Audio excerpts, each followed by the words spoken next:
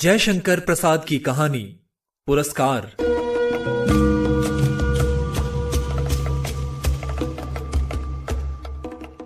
आर्द्रा नक्षत्र।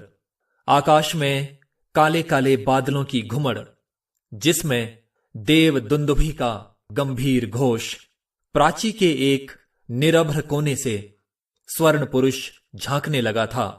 देखने लगा महाराज की सवारी। शैलमाला के अंचल में समतल उर्वरा भूमि से सौंधी बास उठ रही थी। नगर तोरण से जय घोष हुआ। भीड़ में गजराज का चामरधारी शुंड उन्नत दिखाई पड़ा। वो हर्ष और उत्साह का समुद्र हिलोर भरता हुआ आगे बढ़ने लगा। प्रभात की हेम किरणों से अनुरंजित नन्ही नन्ही बूंदों का एक झोंका स्वर्ण मल्लिका के समान बरस पड़ा। मंगल सूचना से जनता ने हर्ष ध्वनि की। रथों, हाथियों और अश्वारोहियों की पंक्ति जम गई।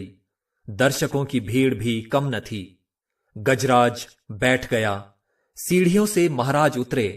सौभाग्यवती और कुमारी सुंदरियों के दो दल आम्र पल्लवों से सुशोभित मंगल कलश और फूल, कुमकुम तथा खीलों से भरे थाल लिए मधुर गान करते हुए आगे बढ़े।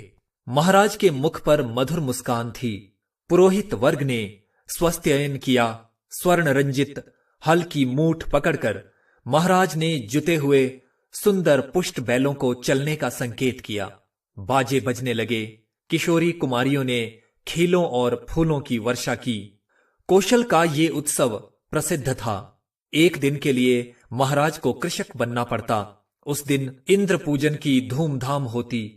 नगर निवासी उस पहाड़ी भूमि में आनंद मनाते। प्रतिवर्ष कृषि का ये महोत्सव उत्साह से संपन्न होता। दूसरे राज्यों से भी युवक राजकुमार इस उत्सव में बड़े चाव से आकर योग देते।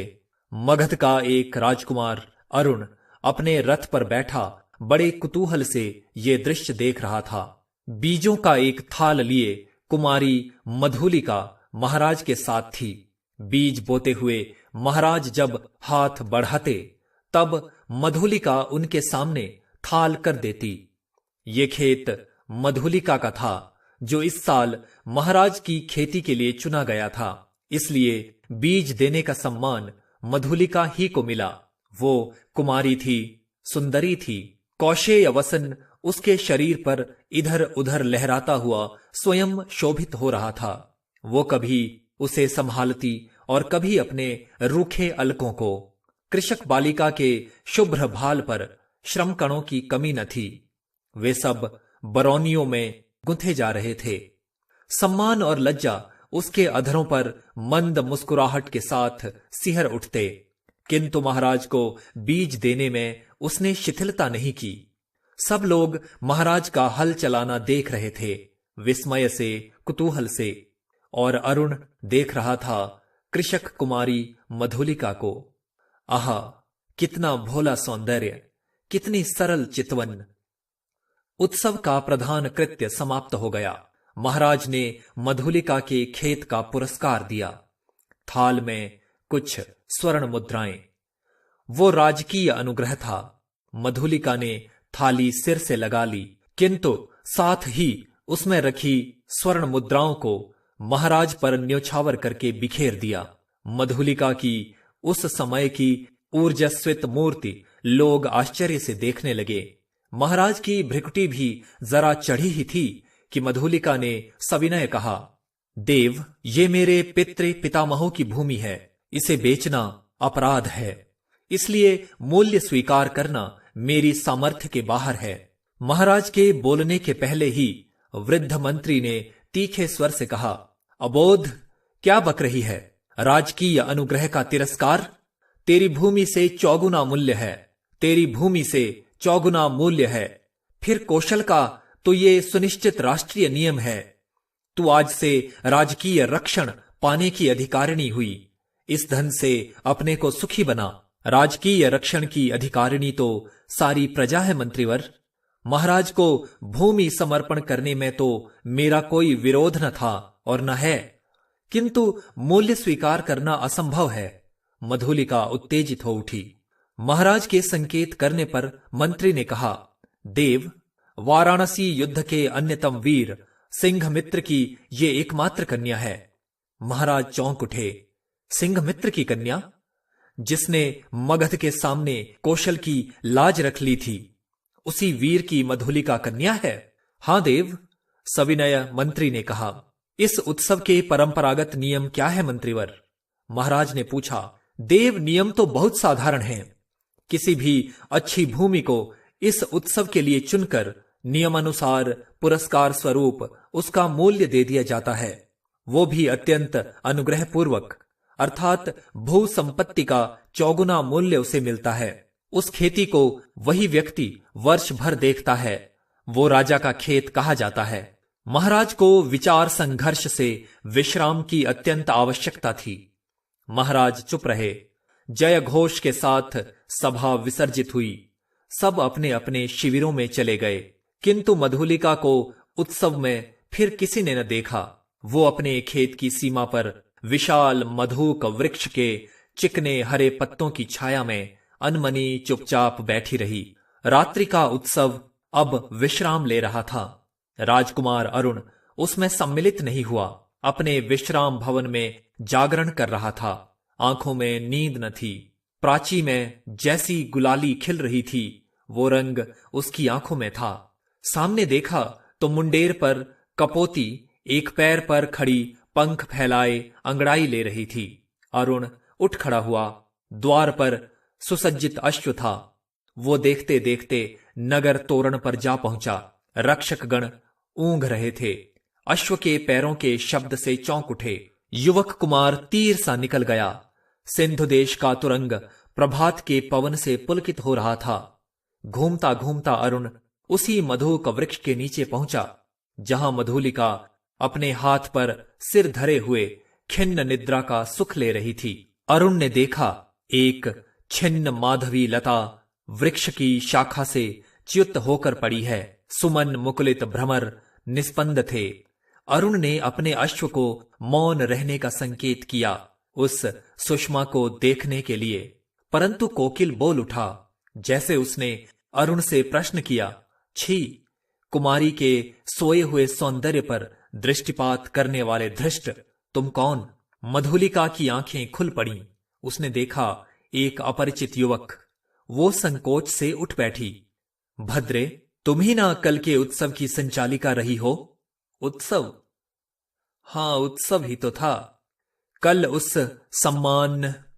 क्यों आपको कल का स्वप्न सता रहा है भद्र? आप क्या मुझे इस अवस्था में संतुष्ट न रहने देंगे? मेरा हृदय तुम्हारी उस छवि का भक्त बन गया है देवी। मेरे उस अभिनय का, मेरी विडंबना का। आह, मनुष्य कितना निर्दय है। अपरिचित, क्षमा करो, जाओ अपने मार्ग। सरलता की देवी, मैं मगध का राजकुमार तुम्हारे अनुग्रह का प्रार्थी हूं। मेरे हृदय की भावना अवगुंठन में रहना नहीं जानती, उसे अपनी। राजकुमार, मैं कृषक पालिका हूं, आप नंदन बिहारी और मैं पृथ्वी पर परिश्रम करके जीने वाली। आज मेरी स्नेह की भूमि पर से मेरा अधिकार छीन लिया गया है। मैं दुख से विकल हूं, मेरा उपहास ना करो। मैं कौशल नरेश से तुम्हारी भूमि तुम्हें दिलवा दूंगा। नहीं, वो कौशल का राष्ट्रीय नियम है। मैं उसे बदलना नहीं चाहती, चाहे उससे मुझे कितना ही दुख हो। तब तुम्हारा रहस्य क्या है? ये रहस्य मानव हृदय का है, मेरा नहीं। राजकुमार, नियमों से यदि मानव हृदय बाध्य होता तो आज मगध के राजकुमार का हृदय किसी राजकुमारी की ओर न खींचकर एक कृषक बालिका का अपमान करने न आता। मधुलिका उठ खड़ी हुई। चोट खाकर राजकुमार लौट पड़ा। किशोर किरणों में उसका रत्न किरीट चमक उठा। अश्व वेग से चला जा रहा था और मधुलिका निष्ठुर प्रहार करके क्या स्वयं आहत न हुई? उसके हृदय में टीस सी होने लगी। वो सजल नेत्रों से उड़ती हुई धूल देखने लगी।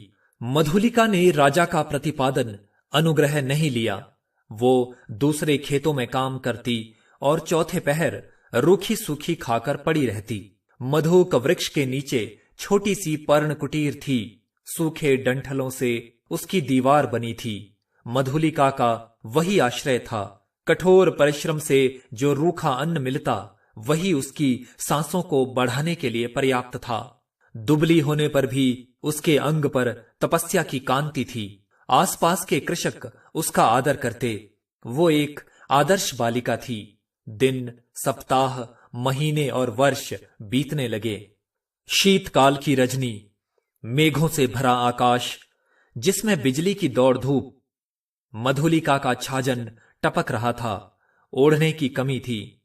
वो ठिठुर कर एक कोने में बैठी थी। मधुलिका अपने अभाव को आज बढ़ाकर सोच रही थी। जीवन से सामंजस्य बनाए रखने वाले उपकरण तो अपनी सीमा निर्धारित रखते हैं, परंतु उनकी आवश्यकता और कल्पना भावना के साथ बढ़ती घटती रहती है।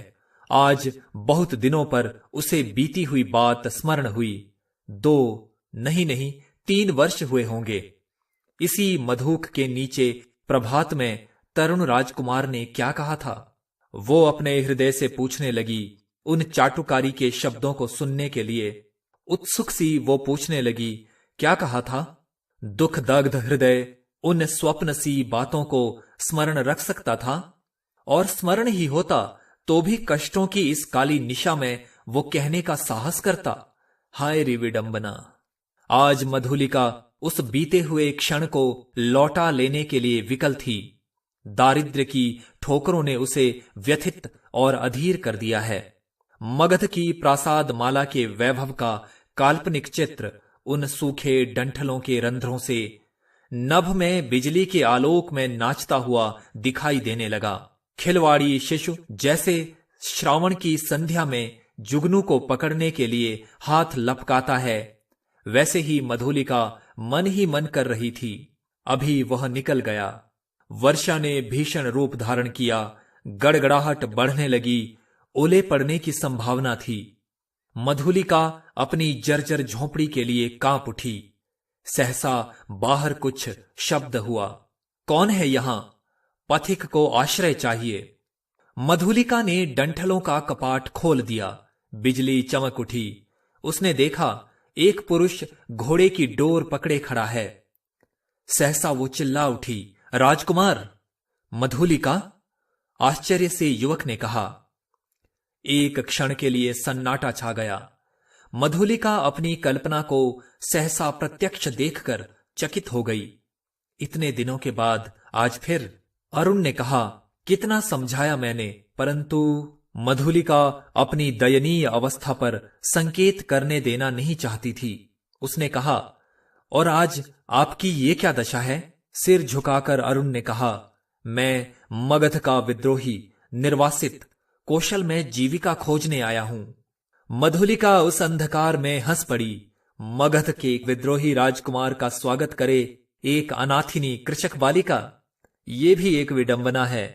तो भी मैं स्वागत के लिए प्रस्तुत हूं। शीतकाल की निस्तब्ध रजनी, कोहरे से धुली हुई चांदनी, हाड़ कंपा देने वाला समीर, तो भी अरुण और मधुलिका दोनों पहाड़ी गहवर के द्वार पर वट वृक्ष के नीचे बैठे हुए बातें कर रहे हैं। मधुलिका की वाणी में उत्साह था, किंतु अरुण जैसे अत्यंत सावधान होकर बोलता। मधुलिका ने पूछा, जब तुम इतनी विपन्न अवस्था में हो तो फिर इतने सैनिकों को साथ रखने की क्या आवश्यकता है? मधुलिका, बाहुबल ही तो वीरों की आजीविका है। ये मेरे जीवन मरण के साथी हैं। भला मैं इन्हें कैसे छोड़ देता? और करता ही क्या? क्यों, हम लोग परिश्रम से कमाते और खाते। अब तो तुम भूल न करो, मैं अपने बाहुबल पर भरोसा करता हूं। नए राज्य की स्थापना कर सकता हूं। निराश क्यों हो जाऊं? अरुण के शब्दों में कंपन था। वो जैसे कुछ कहना चाहता था पर कह न सकता था। नवीन राज्य? ओहो, तुम्हारा उत्साह तो कम नहीं। भला कैसे? कोई ढंग बताओ तो मैं भी कल्पना का आनंद ले लूं। कल्पना का आनंद नहीं मधुलिका, मैं तुम्हें राजरानी के सम्मान में सिंहासन पर बिठाऊंगा।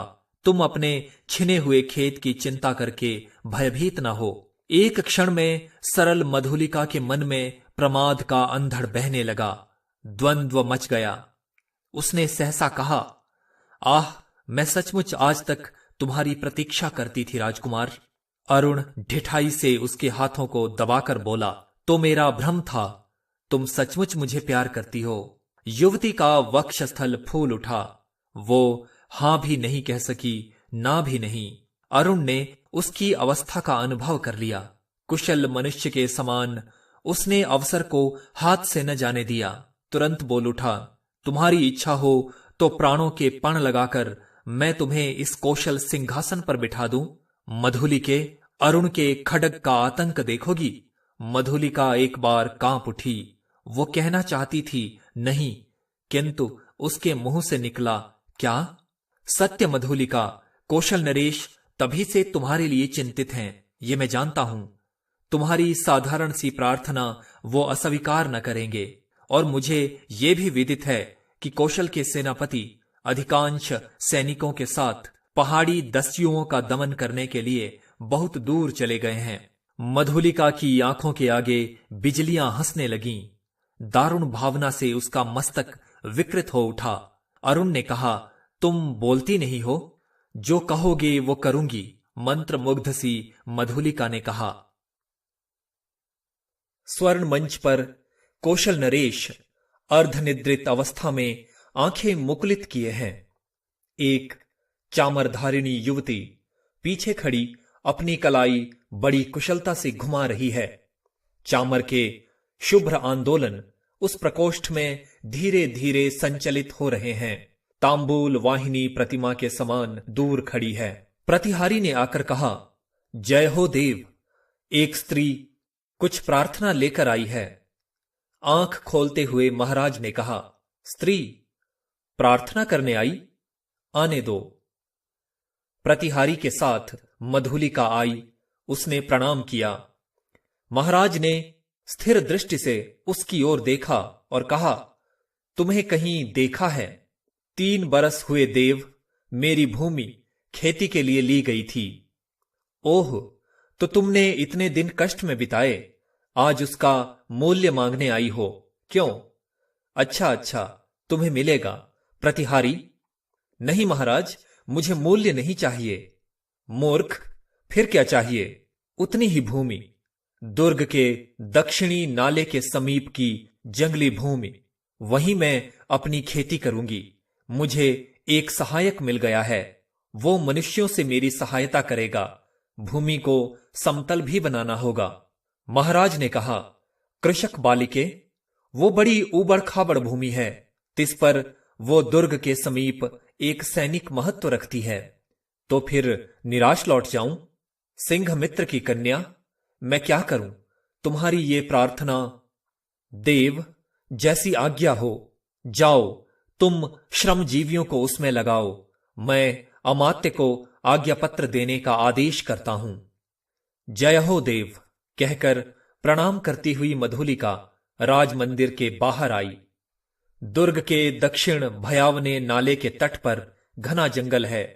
आज मनुष्यों के पद संचार से शून्यता भंग हो रही थी। अरुण के छिपे हुए मनुष्य स्वतंत्रता से इधर उधर घूमते थे। झाड़ियों को काटकर पथ बन रहा था। नगर दूर था, फिर उधर यूं ही कोई नहीं आता था। फिर अब तो महाराज की आज्ञा से वहां मधुलिका का अच्छा सा खेत बन रहा था। तब इधर की किसको चिंता होती? एक घने कुंज में अरुण और मधुलिका एक दूसरे को हर्षित नेत्रों से देख रहे थे। संध्या हो चली थी। उस निबिड़ वन में उन नवागत मनुष्यों को देखकर पक्षीगण अपने नीड़ को लौटते हुए अधिक कोलाहल कर रहे थे। प्रसन्नता से अरुण की आंखें चमक उठीं। सूर्य की अंतिम किरण झुरमुट में घुसकर मधुलिका के कपोलों से खेलने लगी। अरुण ने कहा, 4 प्रहर और, विश्वास करो, प्रभात में ही इस जीर्ण कलेवर कौशल राष्ट्र की राजधानी श्रावस्ती में तुम्हारा अभिषेक होगा और मगध से निर्वासित मैं एक स्वतंत्र राष्ट्र का अधिपति बनूंगा। मधुलिके, भयानक! अरुण, तुम्हारा साहस देखकर मैं चकित हो रही हूं। केवल 100 सैनिकों से तुम। रात के तीसरे प्रहर मेरी विजय यात्रा होगी। तो तुमको इस विजय पर विश्वास है? अवश्य। तुम अपनी झोंपड़ी में ये रात बिताओ, प्रभात से तो राज मंदिर ही तुम्हारा लीला निकेतन बनेगा। मधुलिका प्रसन्न थी, किंतु अरुण के लिए उसकी कल्याण कामना सशंक थी। वो कभी कभी उद्विग्न सी होकर बालकों के समान प्रश्न कर बैठती। अरुण उसका समाधान कर देता। सहसा कोई संकेत पाकर उसने कहा, अच्छा, अंधकार अधिक हो गया, अभी तुम्हें दूर जाना है और मुझे भी प्राणपण से इस अभियान के प्रारंभिक कार्यों को अर्धरात्रि तक पूरा कर लेना चाहिए। तब रात्रि भर के लिए विदा मधुलिके। मधुलिका उठ खड़ी हुई, कंटीली झाड़ियों से उलझती हुई क्रम से बढ़ने वाले अंधकार में वो झोंपड़ी की ओर चली। पथ अंधकारमय था और मधुलिका का हृदय भी निविड़ तम से घिरा था। उसका मन सहसा विचलित हो उठा। मधुरता नष्ट हो गई। जितनी सुख कल्पना थी वो जैसे अंधकार में विलीन होने लगी। वो भयभीत थी। पहला भय उसे अरुण के लिए उत्पन्न हुआ। यदि वो सफल ना हुआ तो? फिर सहसा सोचने लगी, वो क्यों सफल हो? श्रावस्ती दुर्ग एक विदेशी के अधिकार में क्यों चला जाए? मगध का चिर शत्रु, ओह, उसकी विजय! कौशल नरेश ने क्या कहा था? सिंघमित्र की कन्या? सिंघमित्र, कौशल का रक्षक वीर, उसी की कन्या आज क्या करने जा रही है? नहीं नहीं, मधुलिका, मधुलिका! जैसे उसके पिता उस अंधकार में पुकार रहे थे, वो पगली की तरह चिल्ला उठी। रास्ता भूल गई। रात एक पहर बीत चली, पर मधुलिका अपनी झोंपड़ी तक न पहुंची। वो उधेड़ बुन में विक्षिप्त सी चली जा रही थी। उसकी आंखों के सामने कभी सिंघमित्र और कभी अरुण की मूर्ति अंधकार में चित्रित होती जाती। उसे सामने आलोक दिखाई पड़ा। वो बीच पथ में खड़ी हो गई। प्रायः 100 उल्काधारी अश्वरोही चले आ रहे थे और आगे आगे एक वीर अधेड़ सैनिक था। उसके बाएं हाथ में अश्व की वल्गा और दाहिने हाथ में नग्न खड्ग। अत्यंत धीरता से वो टुकड़ी अपने पथ पर चल रही थी, परंतु मधुलिका बीच पथ से हिली नहीं। प्रमुख सैनिक पास आ गया, पर मधुलिका अब भी नहीं हटी। सैनिक ने अश्व रोक कर कहा, कौन? कोई उत्तर नहीं मिला। तब तक दूसरे अश्वरोही ने सड़क पर कहा, तू कौन है स्त्री? कौशल के सेनापति को उत्तर शीघ्र दे। रमणी जैसे विकारग्रस्त स्वर में चिल्ला उठी, बांध लो, मुझे बांध लो, मेरी हत्या करो, मैंने अपराध ही ऐसा किया है। सेनापति हंस पड़े, बोले, पगली है। पगली नहीं, यदि वही होती तो इतनी विचार वेदना क्यों होती? सेनापति, मुझे बांध लो, राजा के पास ले चलो। क्या है, स्पष्ट कह। श्रावस्ती का दुर्ग एक प्रहर में दस्युओं के हस्तगत हो जाएगा। दक्षिणी नाले के पार उनका आक्रमण होगा। सेनापति चौंक उठे। उन्होंने आश्चर्य से पूछा, तू क्या कह रही है? मैं सत्य कह रही हूं, शीघ्रता करो। सेनापति ने 80 सैनिकों को नाले की ओर धीरे धीरे बढ़ने की आज्ञा दी और स्वयं 20 अश्वरोहियों के साथ दुर्ग की ओर बढ़े। मधुलिका एक अश्वरोही के साथ बांध दी गई। श्रावस्ती का दुर्ग, कौशल राष्ट्र का केंद्र, इस रात्रि में अपने विगत वैभव का स्वप्न देख रहा था। भिन्न राजवंशों ने उसके प्रांतों पर अधिकार जमा लिया है। अब वो केवल कई गांवों का अधिपति है। फिर भी उसके साथ कौशल के अतीत की स्वर्ण गाथाएं लिपटी हैं। वही लोगों की ईर्ष्या का कारण है। जब थोड़े से अश्वरोही बड़े वेग से आते हुए दुर्ग द्वार पर रुके, तब दुर्ग के प्रहरी चौंक उठे। उल्का के आलोक में उन्होंने सेनापति को पहचाना। द्वार खुला। सेनापति घोड़े की पीठ से उतरे। उन्होंने कहा, अग्निसेन, दुर्ग में कितने सैनिक होंगे? सेनापति की जय हो। 200। उन्हें शीघ्र ही एकत्र करो, परंतु बिना किसी शब्द के।